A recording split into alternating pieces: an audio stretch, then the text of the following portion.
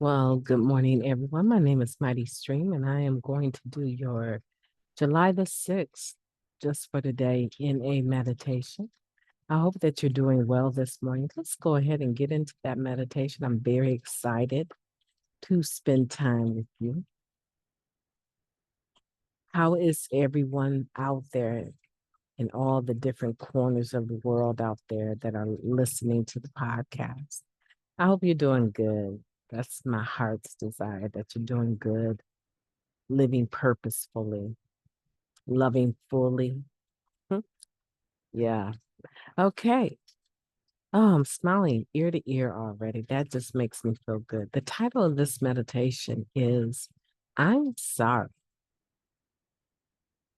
The main thing the eighth step does for us is to help build awareness that little by little, we are gaining new attitudes about ourselves and how we deal with other people.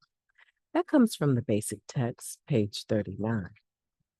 To say I'm sorry probably isn't such a foreign ideal to most of us. In our active addiction, it may have been a very familiar phrase. We were always telling people how sorry we were, and we're probably deeply surprised when someone, tired of our meaningless apologies, responded with, "You sure are. In fact, you're the sorriest excuse for dot, dot, dot." That may have been our first clue that in I'm sorry didn't really make any difference to those we harmed, especially when we both knew that we just do the same thing again. Many of us thought that making amends would be another I'm sorry. However, the action we take in those steps is entirely different. Making amends means to make changes and, above all, to make the situation right. If we stole money, we don't just say, "I'm sorry. I'll never do it again now that I'm clean." We pay the money back. If we neglected or abused our families, we don't just apologize. We begin to treat them with respect.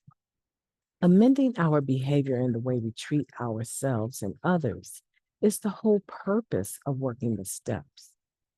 We're no longer just sorry, we're responsible. Just for today, I accept responsibility for myself and my recovery. Today, I will amend some particular thing I'm sorry for. Let's take a moment of silence, followed by the reversion of the serenity prayer. Moment of silence now, please.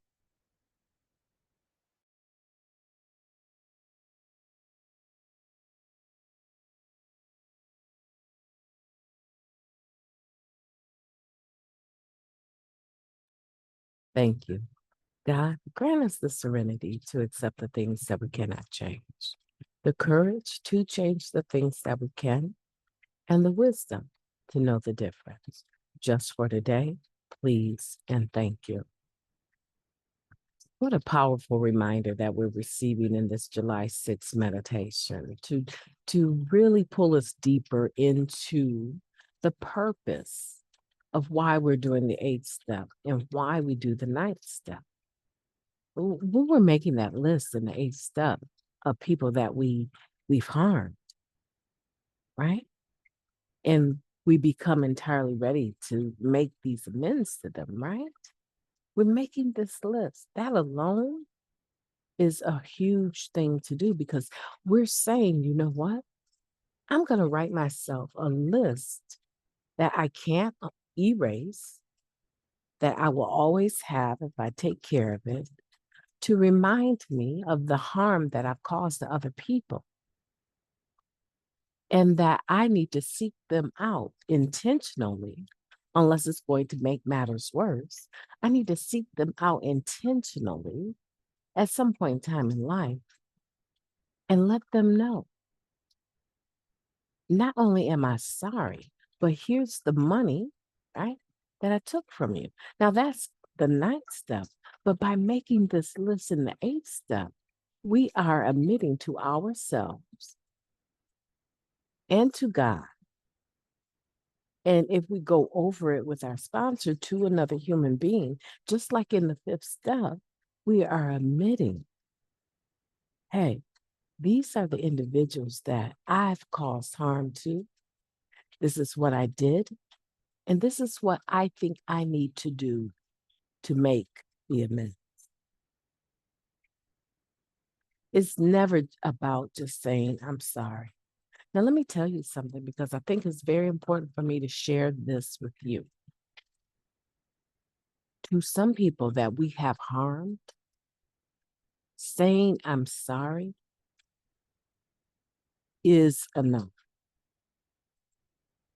There's so many people that we just walked right over and we never doubled back to say, you know what? I know I stepped on your toe and it hurt. I want to say I'm sorry for that. For some people, and you probably have said it too, do you know so and so did such and such? They did not even say sorry. I can't believe they didn't even say sorry. That's all I needed to hear was, and I'm sorry. Because most people equate change behind that I'm sorry. So when they hear you say that, most of them are expecting that also means you change the behavior. But there are those, especially those close to us, that we've lived with, that we've used with, that your I'm sorry doesn't mean anything to them. Those are just words coming out of your mouth.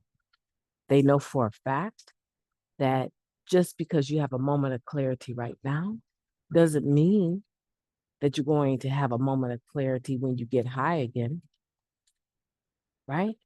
And you do what you did before and hurt them some more. See, they're used to that pattern. So they know who you are. They know that you can say, I'm sorry in one moment of clarity and do the exact same thing tomorrow. So when you say, I'm sorry, it means nothing. Those are words made out of water. They just hit the ground and dissipate. They mean nothing to them. So how do you move it into meaning something to them? Now, you can't control how they feel, what they say behind your amends, but you can put forth the effort to actually change the exact nature of the wrong, the character defect that produced the shortcoming. You can do everything in your power to be able to change that. And part of that is inviting your God to help you do that, right? We became entirely ready to have these character defects removed from us. We humbly ask God in step 7 to remove these shortcomings, our shortcomings. Yeah. So it's not about you necessarily doing it, removing it, but it is about you being humble enough to ask for help and then put in the work behind it. When you notice that character defect starting to take root, to act out, you say, oh no, I'm not doing that. I'm not doing that this time. And you will find the more that you train your brain to say no to that behavior. I'm sorry, it could be watching pornography. It could be watching I don't know. It could be something as simple as you have a lust issue and you're watching pornography and you know that is not good for you. You're married or you're in a relationship or just you're not even dedicated to anyone. This is just something that feeds your lust, your sexual desires. And you make the decision. I'm not doing that. Tonight, when everyone goes to sleep, I'm not watching pornography tonight. And as you train your brain to start saying no to the shortcoming, the behavior, because lust is the character defect, right? So as you start training yourself to say no to it, it becomes more second nature. That is your part in making the amends. Does that make sense? If you're married to someone, your husband, your wife caught you looking at pornography and they want to have a divorce or something because of your behavior, that's something that when you go to make an amends to them, that really does mean that you're not doing that anymore. But how do you get yourself to be to that stage where it's second nature for you to not do that anymore? By the time you get to that ninth step and actually do it, you have already done 6 and 7. 8 is the natural thing to do after you've done a step 6 and 7. You should know at that point, with the help of your sponsor, what the real amends looks like. And more than likely, if it involved hurting someone you love and were in a relationship with due to your lust, your pornography watching, yeah, maybe you've cheated on your mate. When you go to make that amends, if they're still bothered with you, right? If they're still in a relationship even with you, when you go to make that amends, the main thing on the table is, are you doing the same thing that you used to do? Or have you changed? Has that been removed from you? Otherwise, those are words that are like water drops that hit the pavement and dissipate. It means nothing. As soon as it hits the table and you say it, it just dissipates in their mind. It's like, okay, whatever. I know you well enough to know that you are still doing this behavior. So when you're really ready to change, come back to me. And a lot of times, the people that reject our amends, our ninth step, they just don't have the faith to believe that we've really amended our behavior. That comes first. But hopefully, that's not the case for you. I hope that's not the case for you. I just want to encourage you because I know that this is a very serious topic.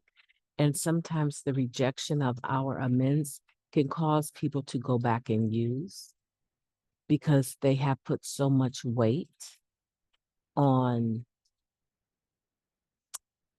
I hate to even put it like this, but they put so much weight on the influence and thoughts of other people. And so a lot of times, even though they're in recovery, they're not really recovering as a inside job for themselves to get better. They're trying to recover relationships. And so by the time a person gets to the ninth step, if that's them, when those people that they have hung so much weight on their approval refuse to accept the amends, they're devastated to the point where it sends them back out. Do not, do not let that be you. And if it's been you, come on back while you can, if you can, and begin to clean up again. It's very important. Mighty Stream cannot overemphasize how important it is not to hang everything on the acceptance of others, right? Not everyone is going to accept you, clean or dirty. And unfortunately, people like us, we're very sensitive. Our feelings are on our sleeves, right? Where we take it seriously. It's like, oh my goodness, I'm not the same person anymore. You still don't want to be bothered with me. Like that hurts. It really hurts. But dear, please, please do not pick up behind me, because the only thing that is going to do is catapult you going backwards into that lifestyle that you so desperately tried to break free from, and you so desperately did all that work up until that point of that relapse. It takes you backwards several steps. And now we're dealing with pride that is magnified as a result of the drug being in your system because now you relapsed, or self loathing. All of those negatives, character defects seem to come back to life. And in a sense, they say, ha, caught you, got you. We're back. We're back. And it's very hard. It's very hard. I've heard because I'm not relapsed that way. It's very difficult based on the members that have that I know to find the courage, the self forgiveness, the humility to come back into the rooms of recovery and start afresh because you feel like, huh, I put in a lot of work and now I have nothing. That's not really true at all when you have your life. And that's very important. So today, take responsibility for yourself in your recovery. Make the amends for something that you are sorry for and realize that that amends may vary depending on the thing that you did that was wrong. And thinking about a seamstress, someone that sews, if they're a seamstress and they are making amends to people's torn clothing, that seamstress knows she cannot use a heavy needle to fix something like chiffon, a very lightweight see-through material. She can't use the same needle she would use on leather or even denim on chiffon. He or she, because I know some men that are also seamstress, right? So the seamstress knows based on the weight, and if they don't know, there's ways for them to find out. Written literature on how to figure out the weight. On the package of the needles, it may even tell you this size needle is good for this. And they know the right pressure of the machine to have it on.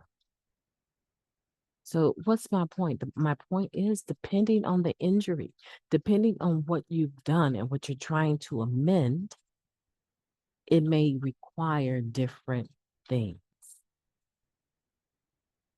And that's for you and your sponsor to talk about, okay?